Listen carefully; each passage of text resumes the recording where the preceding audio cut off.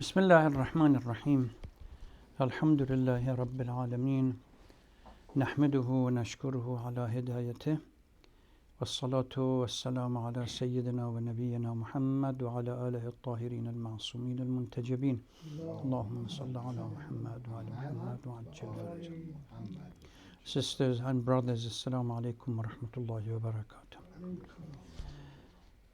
Alhamdulillah, we have come to the final episode of a theme that we started many weeks ago, and that was the concept of Al-Insan al-Kamil in Nahj al-Balagha, or Al-Insan al-Kamil from an Islamic point of view. We chose two books. One was Marhum Mutahhari called Insan al-Kamil, and the other one was Insan al-Kamil dar Nahj al-Balagha, which was Marhum Hassanzadeh Amuli's book. And since this is the last episode, it will be useful if I recap on some of the information or topics or themes that we have discussed. One thing that I made clear from the beginning is that these two books are fundamentally different. Although the theme is, there is an overlap between the two, Marhum Mutahhari's concept of Insan al-Kamil and Hassanzadeh Amuli's. But because Hassanzadeh Amuli was delivering the lecture and the article that he sent in the Jashn-Waraya Nahj al-Balagha was for a specific audience. So the whole thing is structured very dense and for what he calls an audience, what we can define as an audience that is familiar with these concepts, because his article is full of Irfanic expressions, Irfanic references, etc., etc. And Marhum Mutahhari's books, no, totally different, because these were a compilation of about, I believe, 12 or 13, probably more or less, lectures that he delivered in two mosques in Tehran in 1974 for primarily students that unfamiliar or at least very little information about Insan al-Kamil from an Irfanic point of view. That's why he makes it very simple, and his approach to the understanding of Insan al-Kamil is totally different from Marhum Hassanzadeh Amuli's one. We went through a couple of weeks of discussing Marhum Mutahhari's one. Before wrapping up everything this morning with regard to the last part of going back to Hassanzadeh Amuli, I want to introduce a concept into the discussion which I believe has huge influence and impact on this kind of discussion. And that is the concept which was familiar in the Greek philosophy called the philosopher king. I'm going to read just a paragraph. The philosopher king is a hypothetical ruler in whom political skill is combined with philosophical knowledge. The concept of city-state, and it helps if you spend a little bit of time researching the concept of philosopher king and how it came or percolated into not only Islamic, both political philosophy as well as later on into mysticism and Irfan, but also in the Jewish and Christian discourse. In a hypothetical ruler in whom political skill is combined with philosophical knowledge. The concept of a city-state ruled by a philosopher is first explored in Plato's The Republic, written around 375 before current era. Plato argued that the ideal state, one which ensured the maximum possible happiness for all its citizens, could only be brought into being by a ruler possessed absolute knowledge obtained through philosophical study. From the medieval age onwards, Islam and Jewish authors expanded on the theory, adapting it to suit their own conception of the perfect ruler, and also Insan al-Kamil. What happened was that there is a debate between Plato and Aristotle regarding whether this concept is true or not, and there is a differences of opinion between the teacher and the student. Although Aristotle rejects the concept, but the way he tries to expand it ultimately comes back to this kind of discussion. I don't want to go into this. One day, inshallah, we might be approaching it by itself. When it came to Islam, Farabi al-Muallam al-Thani, or Thalith as they call him, the most learned scholar according to Islamic philosophy, took these ideas, Platonic ideas, and brought it into Islam and adapted it to fit this the Islamic understanding of a social structure. For Muslim scholars, Muslim philosophers, the idea that the best person that can control the society and lead the society to its perfection is not a philosopher but a holy prophet, because a prophet is the one that has connection to the divine, and the best knowledge is available to this individual. That for the Platonic, the original idea of the philosopher king was necessary for it. So he brought this idea into Islam, and in his understanding of Al-Madina al-Fadila, the city-state, according to him, the best city-state, that the rule of the Prophet on this city-state becomes essential. And the idea came from the concept, from that philosopher king idea. According to this, the best person is the one that has all the characters, all the unique positive characters of what we call the vices and the virtues, all the positive characters of the virtues, and very little, if none at all, of the vices. And that was something that we talked about during the discussion we had on the definition of Al-Insan al-Kamil that Marhum Mutahhari talked about. Although Marhum Mutahhari immediately, goes through various process of ultimately looking at it from Irfan and understanding that the concept of Insan al-Kamil is the one that has no vice and all is virtue, which moves towards Ma'sumin. Marhum Hassanzadeh Amuli, right from the start, takes that as granted, as the proposition that he wanted to discuss. The book is divided into a muqaddama and nearly about 11 chapters that he discusses various things. Half of that book is primarily, because he's dealing with Nahj al-Balagha, spends it in number one, proving that sermons of Nahj al-Balagha or other sayings of Ahlul Bayt, these are considered, first makes a distinction between mu'jizat, the miracles, the verbal miracles and the active miracles, qawli and fi'li.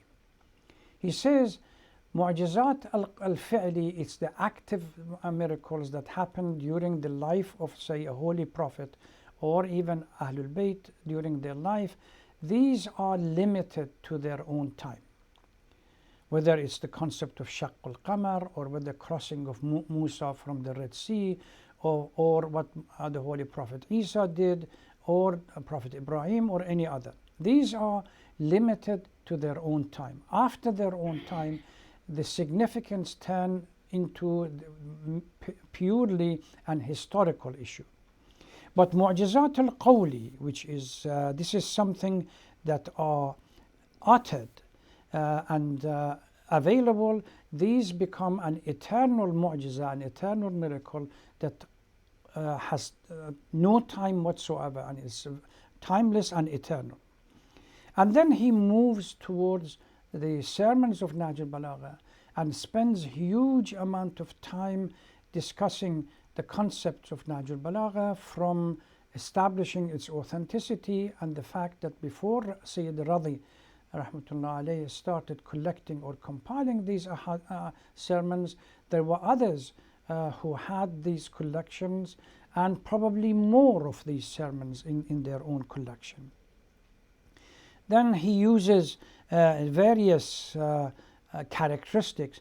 According to Marhum Hassanzadeh Amuli, Al-Insan al-Kamil is the Hujjah and Khalifatullah on earth, and Hujjah and the pillar of Allah subhanahu wa ta'ala on earth is a person who ultimately has reached the highest level of purification, where their heart becomes the mirror image of Asma and Sifat, that are Allah's characteristics and Allah's names.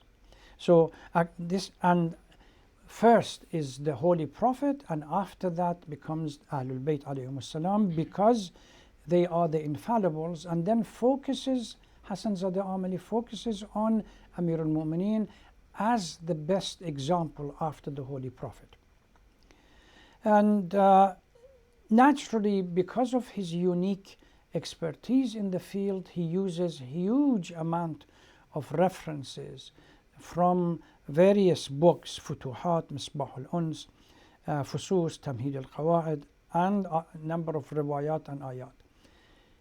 On the other hand, Marhum Mutahhari does relate some of the literature from, or cites some of the literature from Irfanic scholars, or such as or even poets such as Hafid, Sa'di, and so on, but he tries to limit it down to the most basic level, because the students at that time, they really did not have the conception beyond superficial and shallow issues, so he didn't want to confuse them.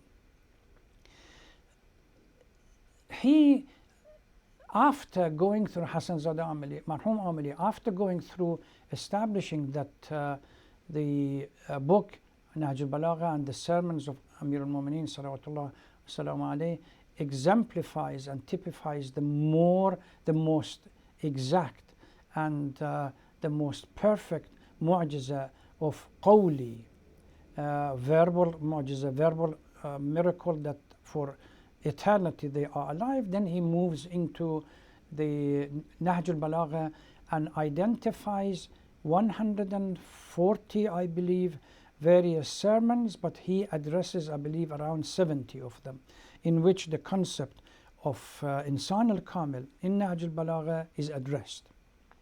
And Amir al-Mu'mineen salawatullah salam alayhi actually identifies or gives the characteristics of the Insan al-Kamil. And because Ma'asumeen, infallibles, are the one, according to Marhum Amuli, that exemplify Al-Insan al-Kamil, the description that they give kind of moves towards the assumption that the Marhum Mutahhari makes, that the Al-Insan al-Kamil is the humans that have no sins. They are through tazkiyah and purification of the soul, they have been able to control themselves and remove all the sins, and yet they maximize the virtues that are possible. So there seemed to be a convergence between the views of Marhum Amuli and Marhum Mutahhari about the characteristics of Al-Insan al-Kamil, and naturally they both agree on the Ahlul Bayt being the Holy Prophet, and Ahlul Bayt being the example of the best example of Al-Insan al-Kamil. Even Ibn Arabi, who is attributed to the person that brought the concept of Insan al-Kamil into his literature under the title Insan al-Kamil, he starts with the concept being the Holy Prophet being the most perfect example. Once you read these literatures, you will find out that the concept of the philosopher king, how much of it, has come into the discussion, both in Medina Fadla of Farabi that tries to, by the way, we have city of God within the concept of Christianity, that they borrow the same idea. City of God and city of man, distinction between the profane and the holy. The same thing happens in the Al-Madina Al-Fadla, which is the city of God of Farabi. And the best characteristics that deserves to lead such a community, such a society, is the Holy Prophet, because they are the lovers of wisdom, the truth. They see with the granting of knowledge and everything else from Allah subhanahu wa ta'ala. They know the truth in each things, and they understand the reality and everything else. So spend a little bit of time researching the philosopher king concept, or even you want to see more adaptation of say Insan al-Kamil, philosopher king, into the literature of Farabi, both in the political as well as in the philosophical form. And after that comes others.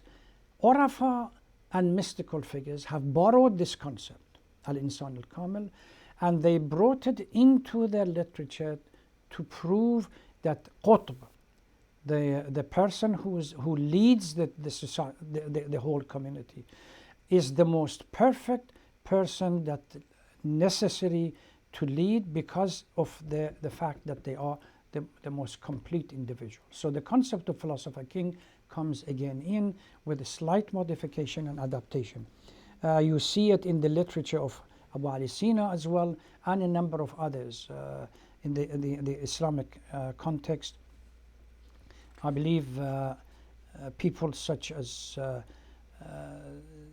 there is a debate here even whether, with the presence of Insan al-Kamil, is it possible for other people that are inferior to lead the community?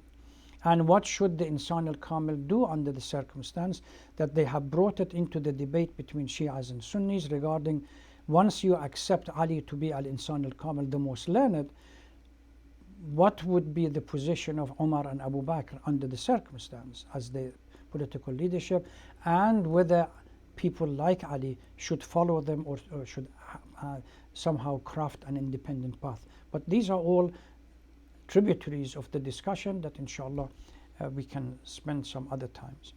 Let me stop here, but I strongly recommend read the philosopher king concept, because the concept of happiness of society, meaningful happiness, in which the Greek philosophers used to call it eudaimonia, was very central and critical to Greek philosophers, is something that comes in and becomes the foundation for why such a characteristic is necessary to guide society and the city-state that existed in Greek.